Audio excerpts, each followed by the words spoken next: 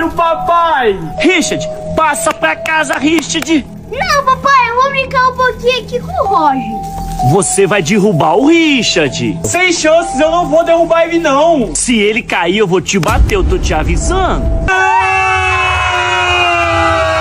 Derrubou, não foi? Agora vocês vão ver.